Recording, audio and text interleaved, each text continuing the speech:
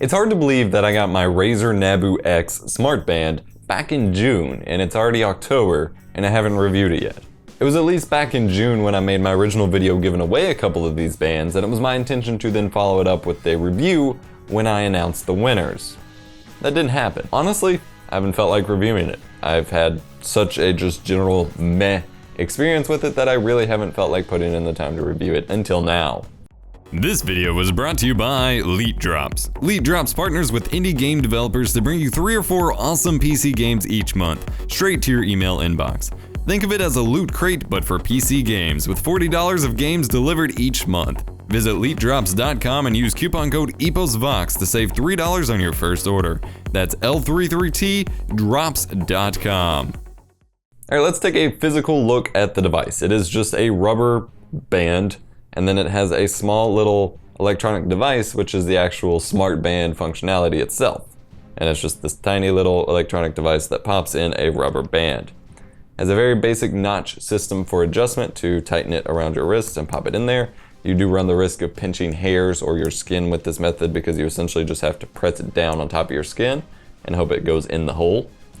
And then the band itself looks really nice when it's wet or freshly cleaned because it has this engraved line, like micro line design running all across the band.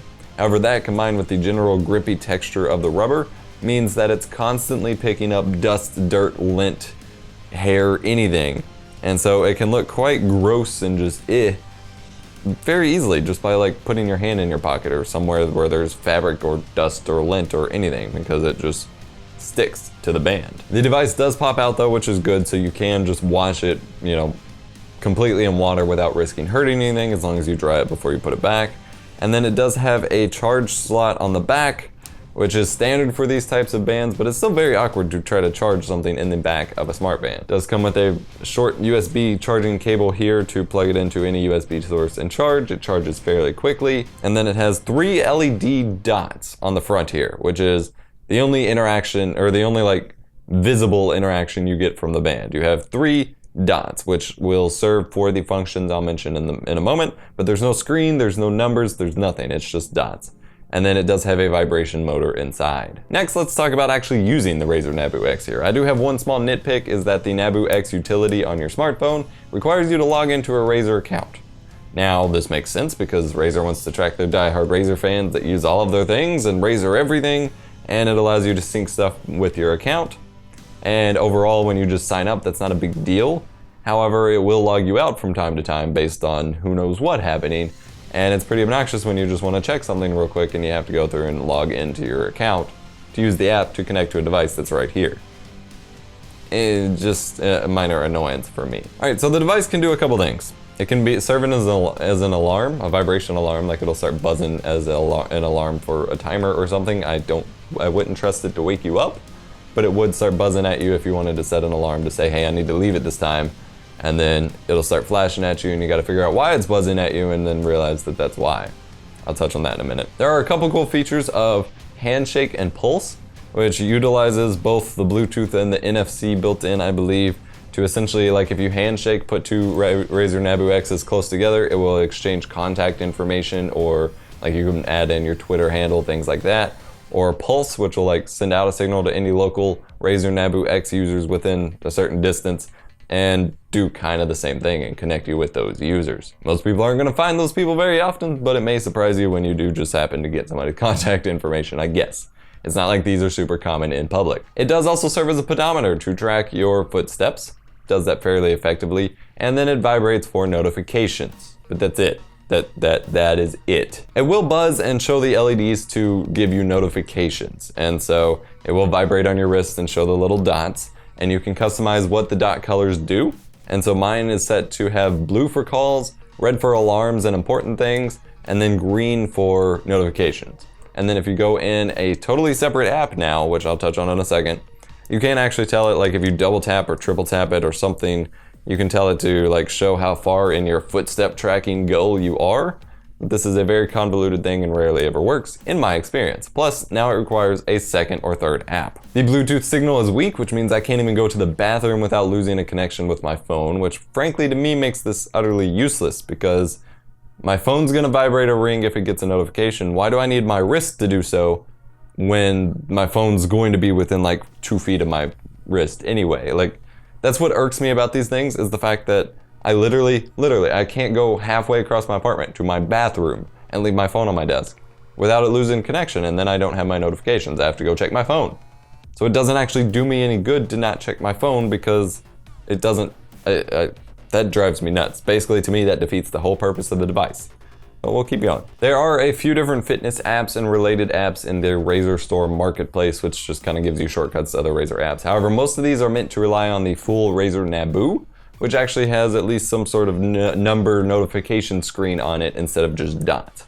This just has dots and you can't do much with it. You can track your fitness goals just simply by footsteps and your sleep, which just simply measures inactivity and doesn't really measure sleep at all, which also drives me nuts about these things.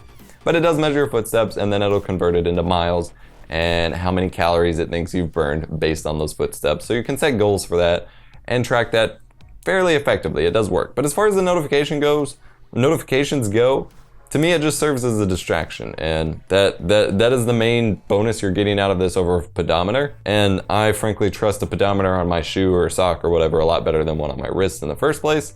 So you're getting a half-baked pedometer with a smartphone app and distracting notifications that may or may not ever tell you what you're doing, because since you only have those dots, you basically know, okay, somebody's calling me or I'm getting a notification. Your phone would have told you that a lot easier. I have two different devices I'm pseudo comparing it to. One is a basic Chinese knockoff LED watch, and the other is the Polar Loop. Both of these devices, one costing $5, one costing like $100, are much more useful than the Razer Naboo X. The LED watch tells me the time and the date. The Polar Loop tells me the time, the date.